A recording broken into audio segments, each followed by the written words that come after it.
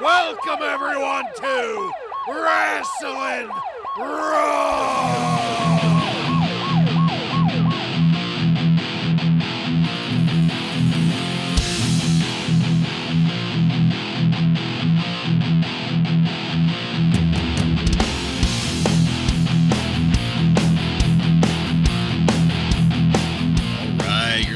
Wrasslin Raw, the podcast that takes you back to when the World Wrestling Federation developed a little bit of an attitude. Thank you for joining us. You're here with Ryan Arico. This whole thing has been a hoax. You might call it a perfect hoax. Joe Gimateo. Jason Bartlett, there's just something about you that really bugs me. All right, Brett. I'm the one and only Jason Bartlett, and we're going to examine WWE history, one episode of Raw at a time. In this episode of Wrasslin Raw, we're going to be talking about the Raw that aired on October 21st, 1996. This Raw was recorded at the War Memorial Coliseum in Fort Wayne, Indiana, and features Vince McMahon, Jerry Lawler, and Jim Ross on commentary. Are you guys ready? I'm ready. Ready? All right, then. Let's get into it. The images of Bret Hart's departure at WrestleMania 12 are still burned into our memories. And tonight we'll be hearing from him after a 7-month leave. Also tonight, Jerry Lawler touts the return of Mr. Perfect, here to teach Hunter Hearst Helmsley a lesson. This is all on Monday Night Raw. Vince really leaned into it this week. Good to have him back. The roadies pulled the pyro rig out of the middle of the entryway just in time for us to go into our first match of the night. Psycho Sid defeats Owen Hart with Clarence Mason via disqualification in 7 minutes and 4 seconds. Sid was out first. The crowd loved it. Sid loved it. I loved it. Once again, he was spraying fans in the first 2 rows with baby oil. Slammy Award-winning Owen Hart was out next with Clarence Mason, who was just as animated as ever. Sid was very over with this crowd at the start, and the power shove to get things going. Sid throwing Owen, and Owen selling lightning fast. It looked great. Then it was pretty funny to me that Sid slowly started looking worse and worse, like it's deliberate. Vader looks lazy a lot of the time, but then Sid always looks overcautious, like his ring movements a lot of the time look very slow and deliberate, not because he's lazy, but because he wants to be safe or at least not get hurt. You have to be cautious with that much baby oil. You don't want to slip. It's a hazard, yeah. Then the Bulldog comes out, and it's no surprise. While the Bulldogs, Sid, and then Owens start to get into it at the outside, Vince on commentary is losing his shit about how the ref can't get control of things. We break to commercial for the Superstar line. I didn't even know that was still a thing. But on option 6, JR is going to tell us why Sid will be the next champion. Spoiler alert, it's not because Sean is starting to develop substance abuse problems. Back to the action, and this match is still going despite all of the interference going on. And I can somewhat safely say that a large amount of time was spent with Sid laying in the corner post between Sid's legs, and the Bulldog using that to work the knee on the outside, and then Owen using it on the inside, taking turns with interference, so much so that it became absurd that the ref wasn't seeing or noticing any of this. Then a split screen, the graphic to call in and order Madison Square Garden tickets. It was just literally an enormous graphic that took up an entire half of the screen. Owen was looking great when he was actually working, as opposed to leading the referee away from Sid. And surprisingly, though, Sid was working really well with his in-ring injured leg from that post earlier, and Sid's slaps to Owen looked and sounded amazing. The chokeslam was awesome as well. Owen got some serious height on it, but as Sid was setting up for the power slam, the Bulldog finally did something blatant enough that the referee, Earl Hebner, couldn't willfully ignore, entering the ring and hamstringing Sid while Sid was attempting to set up the powerbomb. It should be noted that the ref didn't call for the bell until well after Sid was down and getting double-teamed, rather than as soon as a non-combatant entered the ring. But then Shawn Michaels, slipping in his nice leather shoes across the mat, came to Sid's rescue. Now, of course, because we need to fabricate the story, Sid and Shawn stay in the ring to talk it out and maintain their friendship. Oh, guys, one of these days I think we should commission a statistical analysis of just how much time Earl Hebner spends being distracted in the ring, because if we did that, I think the data would show that he's the single worst referee in WWF history. Joe, what do you think here? Well, you ended your narrative there with the word friendship, which makes me want to vomit. I don't know if you guys feel the same way, but I'm tired of these friendship storylines, especially with Shawn Michaels. He always gets himself into these with Diesel and now Sid. I'm sure they're going to do a friendship breakup at some point, but I don't know. I just feel like they could come up with something different for once. Sid is horrible in the ring, but it doesn't matter. This crowd loves it. Even as they're being showered with baby oil, they love every second of it. I do have to give credit to the choke slam. That this was an excellent choke slam by him and Owen. So, I mean, that was a good part of the match here, but Sid is just, he's trying to sell a knee injury and it's terrible. There was some issues with timing at the end. Like you, Bartlett, you mentioned Earl Hebner not seeing British Bulldog interfering, which was pretty bad, but it was bad on Sid's part too, because the Bulldog comes in, bounces off the ropes, then bounces off the ropes again, facing Sid, but he just stands there in the powerbomb position instead of just moving, because he had a lot of time to move and he did not. And I don't know if that was a timing issue or what, but it just looked really, really bad. I'm going to start this off with right before the match. Bartlett, you mentioned how we were able to see the roadies pull away the fireworks. And it got me thinking about the roadie, Jesse James, the road dog. What happened to him? The cable puller. The last that we heard a few weeks ago, we were going to hear some foxhole stories from him, right? Yeah. And then that never happened. He just kind of disappeared off our screens. They must have saved the war stories for the kids on Saturday morning. I just thought it was odd. You know, it's been a little bit since we saw him, so the roadies here reminded me of that.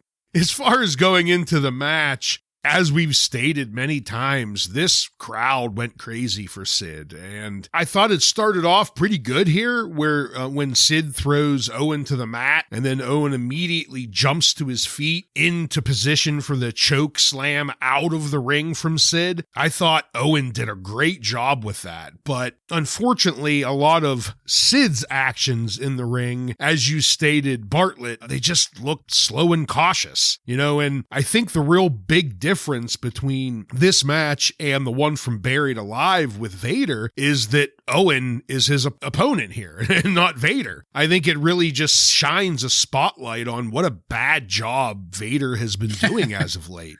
I mean, Sid has his own problems in the ring, but the crowd loves him. Vader doesn't really have that either at this point. Yeah. Sid's match with Vader at Buried Alive looked especially bad because Vader is even worse than Sid. Here, at least we have Owen to make sections of it look good and try to put Sid over. But, you know, we get back to the match and we have a lot of antics. The Bulldog comes down. They start working on Sid's leg. I'm not crazy about the way it ended with disqualification, but this match would have been a hell of a lot worse without Owen, but I don't know what to look to Sid and Michaels at the pay-per-view. I mean, I think we're probably heading for something a little lackluster and maybe not suitable for a pay-per-view event.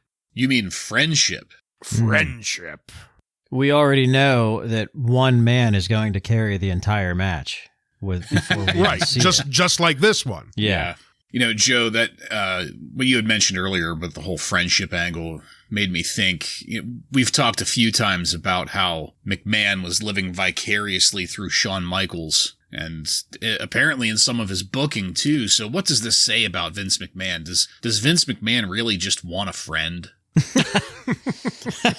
For the amount of times that we've had friendship here. He pays for his friends. $3 million. Okay, well, we're not contemporary, damn it. Let's move it along. Let's take a look at some still shots from the Buried Alive pay-per-view last night. The one-of-a-kind, for now, match was devastating. The Undertaker carrying the carcass of Mankind to the grave. And the Executioner, that guy that showed up to help Mankind at the last minute, broke the fucking shovel head off on the Undertaker, which was something that I didn't notice while we were watching. They go at lengths to point that out to us here in this section. Music starts to play there in the arena, meaning that it's time for the show to move on, so I'll just pause here briefly to ask. Joe first, please, if you had anything you wanted to add to this quick look at the Buried Alive match. The thing I thought of is that it's kind of a shame that the best thing they could come up with here is the Executioner thing. I think it makes the match less memorable, but also a quick story. Ryan, I shared this with you over the weekend, but Bartlett, I didn't share this with you. Mick Foley, his most recent podcast, he told a story about this Buried Alive event, and there were 2 dark matches after the Buried Alive match.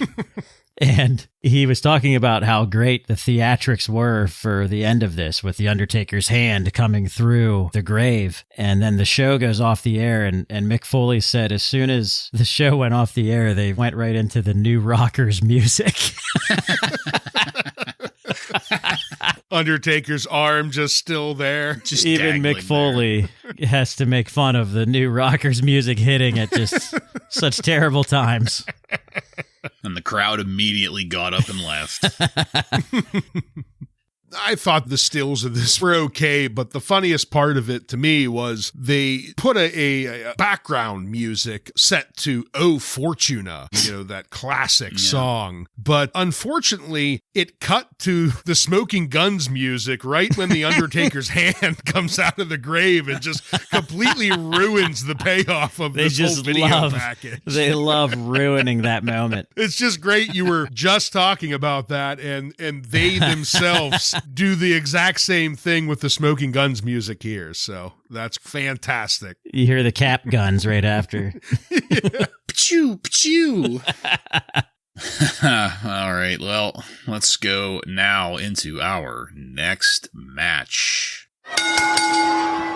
The Godwins, Phineas and Henry, with Hillbilly Jim, defeat the Smoking Guns, Billy and Bart, by pinfall in 4 minutes and 17 seconds. JR joins commentary here, and the first thing they mention is whether JR will have a working microphone. Of course, JR gave us a bitchy red-ass response to that. As people start coming down, the pigs that the Godwins brought down sounded just fucking terrified. And I couldn't help but note that JR gives us the news that the winner of this bout will get the #1 contender spot for the tag titles, whatever that's worth. Bart and Phineas in the ring didn't look too bad to start this out, but we immediately broke to a commercial, and when we came back, Billy was overworking the heel persona as usual. Once Henry got in the ring, it was looking pretty good, as it always does with Henry Godwin. So good, in fact, that after just a short amount of time, it felt like it was just too short. Maybe it was time to go home. The Godwins were able to double-team Bart, knocking Billy off the apron. Henry got the slop drop, the pin, and the victory. The Godwins were celebrating in the ring while Billy decided to argue with Bart. And that's pretty much it. Part of me was really happy that we had a mostly focused tag team match here. There weren't the usual kind of distractions that happen with these, but another part of me is still just a little salty about the treatment of the Smoking Guns and the way that they've been booked over the past year. They were such a fantastic babyface team, and now we've turned them heel and we're breaking them up week by week. We gave them Sunny as a manager and took her away. It just kind of feels like the Smoking Guns have been done wrong. Ryan, what did you think of this match? Right as it starts, I knew, Bart, that you had to be thrilled when JR came down talking about the microphone problems from the pay-per-view. But I did enjoy JR busting on Texas. I thought that was kind of funny. As he's trying to make fun of the Smoking Guns, he says that Texans have a hard time staying together, and maybe that's the Smoking Guns problem. I'm not sure that's a stereotype I've ever heard, but all right, JR, I guess I'll take it. Phineas and Bart, though, I thought they started off looking pretty strong, and we do quickly go to break, but as we do, I came to the realization that we were paying attention to this tag team match. Of course, they bring up Sonny a few times, but it's briefly, and for the most part, we stay focused on this tag team match for the entirety of it. Henry comes in and he lands the slop drop here and gets the victory, and, all around a serviceable tag team match, nothing special. But I do want to give Henry a little bit of praise here. I know our podcast does from time to time, but I really do think he's someone that's underrated. He's an underrated wrestler from this time, and I really don't think he gets the recognition he deserves and gets kind of forgotten nowadays with the big stars from the time like Stone Cold and The Rock and Mankind, Undertaker. He kind of gets forgotten, and I think it's a shame because he really was a standout from this time. So a little sad about that. Yeah. Yeah, have you guys noticed that Vince doesn't seem to get as excited for the Godwins as he used to? He's kind of, he seems kind of disgusted by them now, where before he'd give out a big SUUU-EEEE when they'd come out. Like you guys mentioned, this was the first tag team match in a long time where we did not have a million distractions going on and interruptions. No phone calls, no interviews, no split screens. So that was nice. Unfortunately, though, to me, they're primarily building up to this split between the Smoking Guns, and I'm just not really into it. Maybe it's because it just looks a little too fake for me. It just doesn't seem real. Plus, we know that it's probably leading to Rockabilly with Honky Tonk Man at some point anyway, so womp womp. That's a really great point. There really has never been much about the Smoking Guns that have looked real, other than their chain moves during their tag matches here. Those always looked great, but besides that, they've always looked like the Kmart Cowboys. They don't even look like brothers. I mean, they obviously look like wrestlers, but even the boots on them just have never looked right. And it is weird because, we're talking about the same time frame where we believe that there is a Undertaker who is undead, right, that could rise from the grave. That is believable, yet these two drugstore cowboys are not. Think about some of the famous splits from the past, like Shawn Michaels and Marty Jannetty.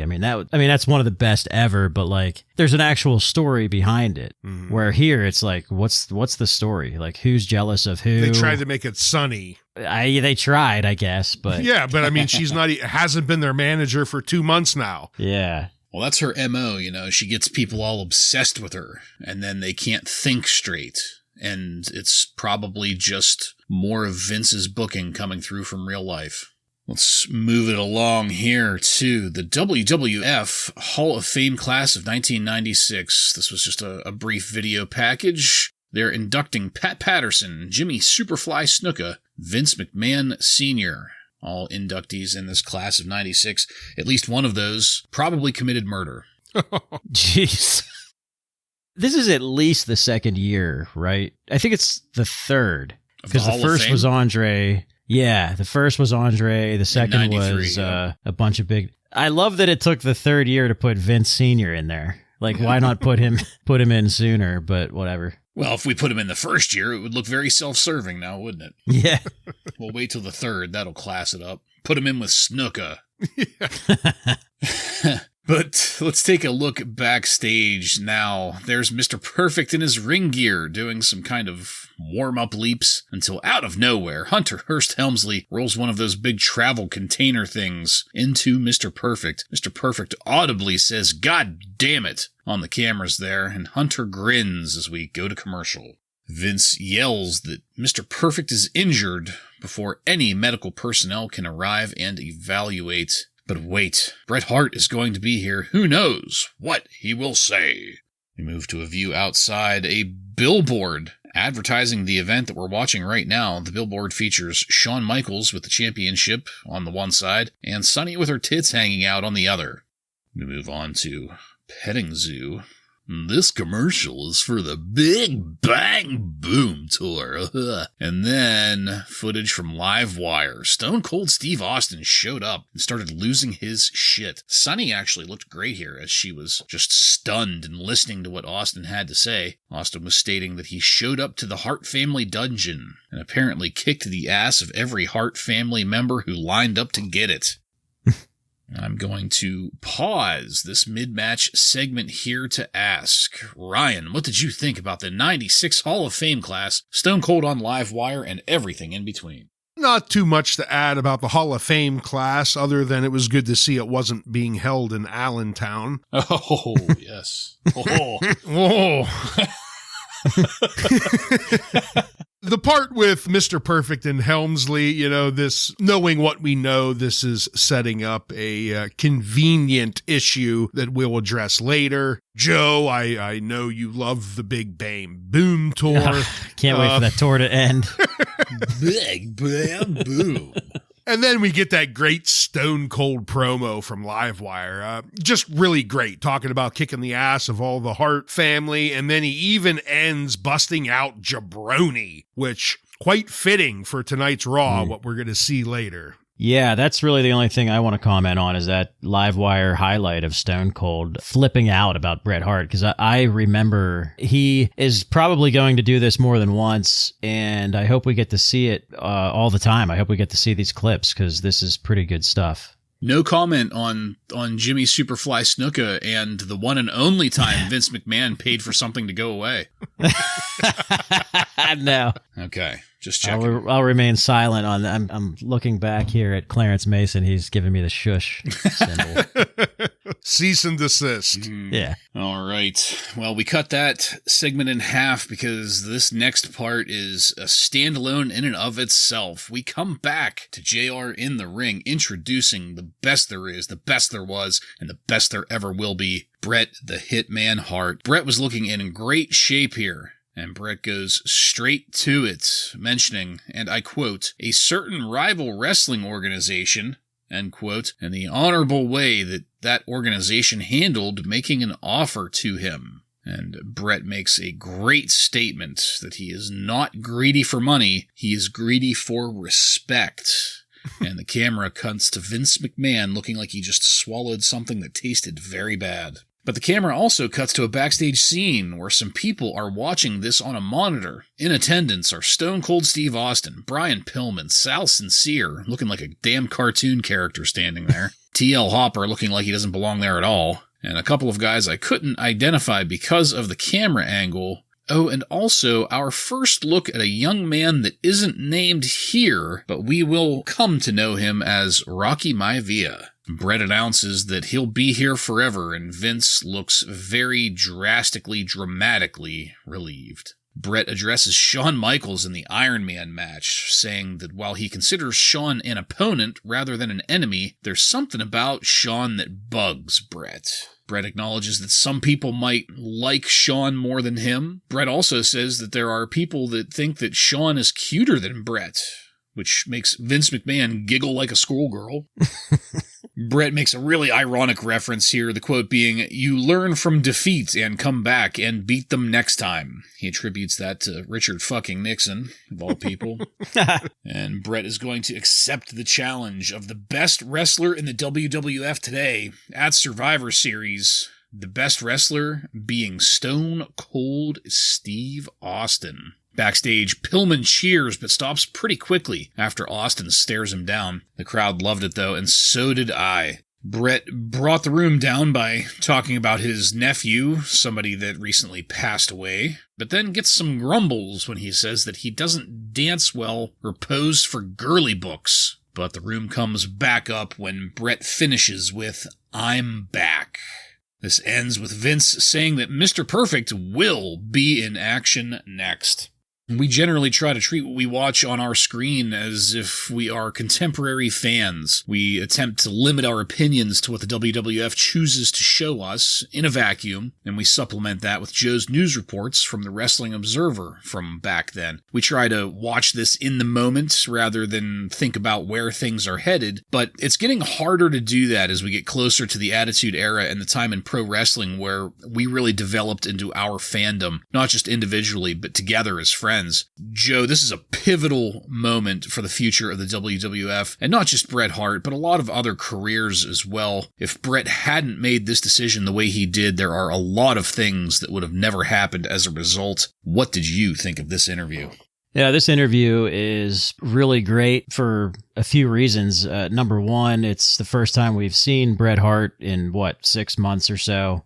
Yeah. He's telling us that he has signed a new deal. We know that that's a 20-year deal that Vince will honor for about 9 months, which is unfortunate. But the biggest thing that makes this great is it's very real. And we know that now, looking back, we know the issues that Bret Hart and Shawn Michaels had it with each other. And he really gets a lot of digs in on Shawn during this interview, which is interesting because they're both baby faces right now. So it's a little surprising. And the shots that he takes at Shawn, they're not all together. He talks a little bit about one thing, then he throws a dig in on Shawn. Then he talks a little bit about something else, and he digs at Shawn again, and then just keeps doing it. That's what makes it great. And he mentioned that Stone Cold Steve Austin is the best wrestler in the WWF, and knowing what we know now, that's probably really what he thought. But it's also a dig at Shawn Michaels.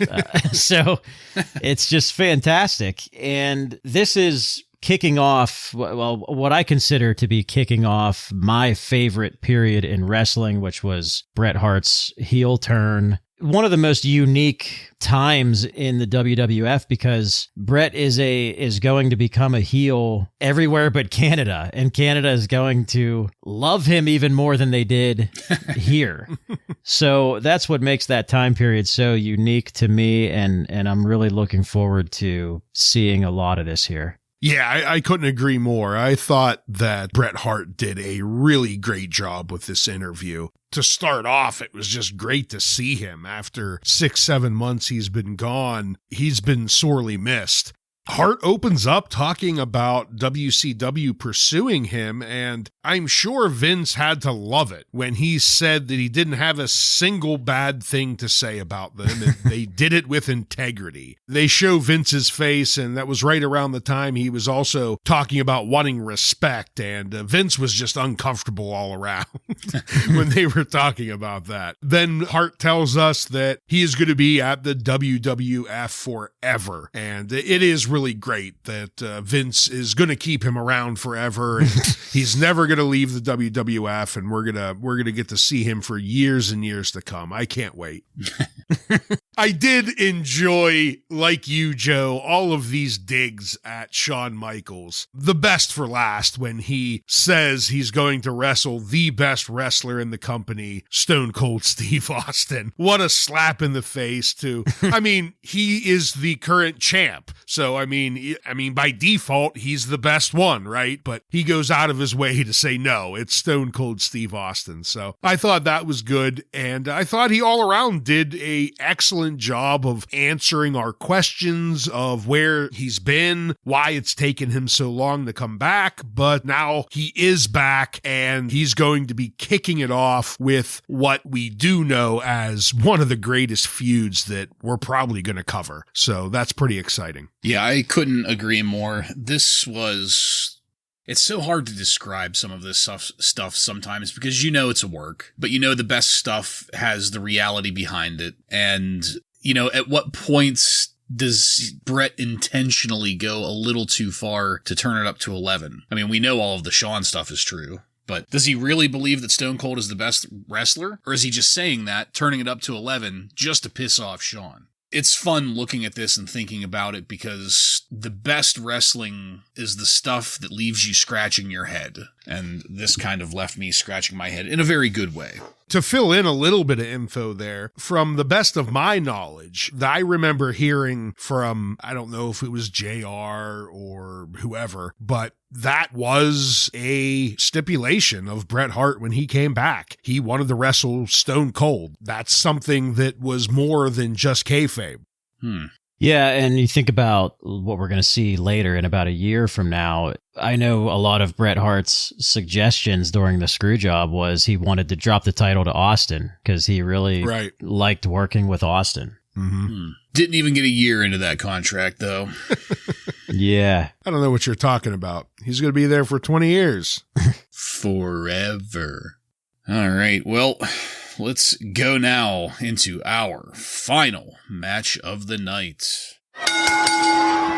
Hunter Hearst Helmsley defeats the Wild Man Mark Marrow with Sable and Mr. Perfect by pinfall in approximately 6 minutes and 43 seconds to win the Intercontinental title. That's right, folks. You heard it here. Hunter Hearst Helmsley ends up with the IC belt after this. As we get started, Hunter is out first, and Vince lets us know that we are moments away from a perfect return. But we can't think about that right now. Let's cut to commercial and take a look at the Karate Fighters Holiday Tournament. And of course, Todd Petting Zoo. This is disgustingly cartoony with sound effects and petting zoo and jokes from Jerry Lawler. There are brackets here in this tournament and people in them, and this won't be the last we hear about that, I am sure. Back at the ring, Mr. Perfect is limping down with Mark Marrow, Sable, and Gorilla Monsoon. Already, I was hitting a highlight whenever I noticed a sign that said, "Hump his face, Goldust." Some good shit there, pal. The crowd boos at the news that Mr. Perfect can't wrestle. Who would have thought after the weeks of lies and build-up? Marrow has offered to wrestle in Perfect's place, however, drawing even more crowd boos. And who can blame them? Half of them coming from us. No, anyone but him. The words coming out of Hunter Hearst Helmsley were very, very Triple H. There's almost nothing of the blue blood left in any of these mic promos we've been getting lately. And we break to commercial again on the news that this will be an official title match and come back to the match in progress, hence the approximate time that I gave at the beginning. Marrow looked terrible compared to Helmsley, and the biggest pop so far was for Sable slapping Helmsley on the outside. Vince said he was surprised that Mark Marrow accepted this challenge, and I agree, because it doesn't make any sense, since Marrow has nothing to do with valets being stolen. Some action happens. It's very mild, and we break to commercial and come back to split screen. After a Samoan drop, Marrow makes the Watusi gesture to indicate that he's going to take a few minutes and set up what Vince calls the most devastating maneuver, the Wild Thing. That didn't go well, as the referee ends up mixed into things, first bumping the ropes during the Wild Thing setup, so that Marrow ends up crotched, but then also getting in the way of some rope work.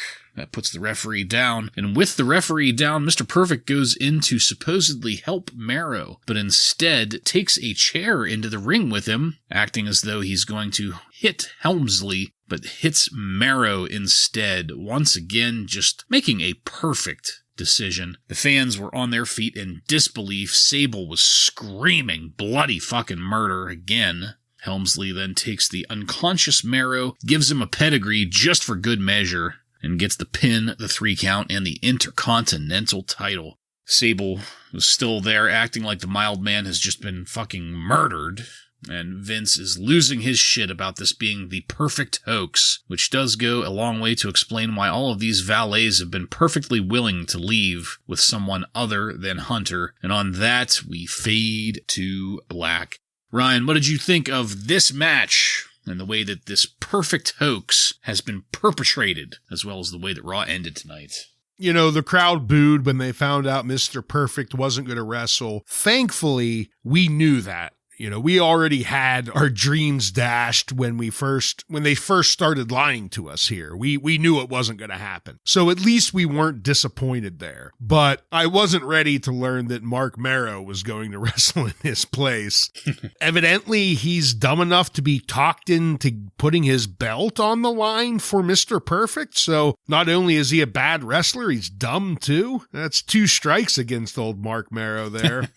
And I agree with you, Bartlett, that Hunter Hearst Helmsley, he's completely dropped the blue blood accent. He is full on Triple H at this point. But I enjoyed Triple H when he was in control. I thought he looked pretty strong. One of the best moves of the night was when he reverses Marrow into a great-looking backbreaker over his knee. But anytime Mark was in there, it looked shitty, like usual, you know? Of course, Mark, has to get his shit in. He lands his Marrow-salt on Hunter, but thankfully Hunter kicks out. And then Mr. Perfect comes in, grabs a chair, and we get the double cross. And I thought, how fucking beautiful was this to see Mark get his head cracked against that steel chair.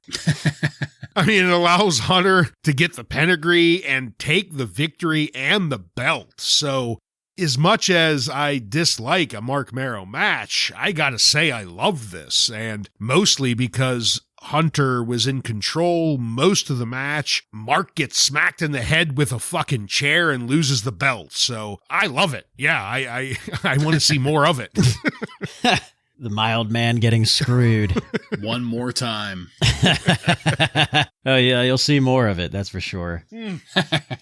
I don't know. For me, this whole thing just falls flat. I feel like this is Hunter Hearst Helmsley being crowned the Intercontinental Champion for the first time, and we know that he's going to go on to do some really great things in the business for several years. So, I don't know. I just expect more exciting things to happen, but that's not going to happen with Mark Marrow, the mild man. It's just, everything is just flat. Even though he does some things that are flashy, but, like we've mentioned, it takes forever to set up and just doesn't seem very real, like someone that he could actually do those things to someone without them just moving out of the way, especially the wild thing, the mild thing, I guess.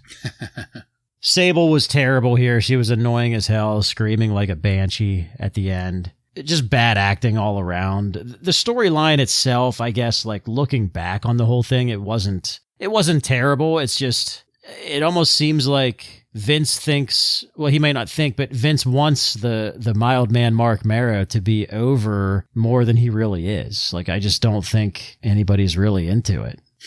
Yeah, I wonder if he is trying to do hey, I took some of these guys from WCW and I'm going to make them the stars they should have been because only I can do it and WCW can't. Yeah. He's got Marrow, Vader, Austin, Pillman. I mean, it's the classic, they're giving a guy a push and they continue doing it even though the crowd isn't really that into it. He didn't get to keep the belt very long. Right. So definitely seemed like a transitional champion. Yeah. Based on Marrow's Intercontinental title acceptance speech, apparently our Lord and Savior Jesus Christ wanted a perfect being to bash Marrow over the face with a chair.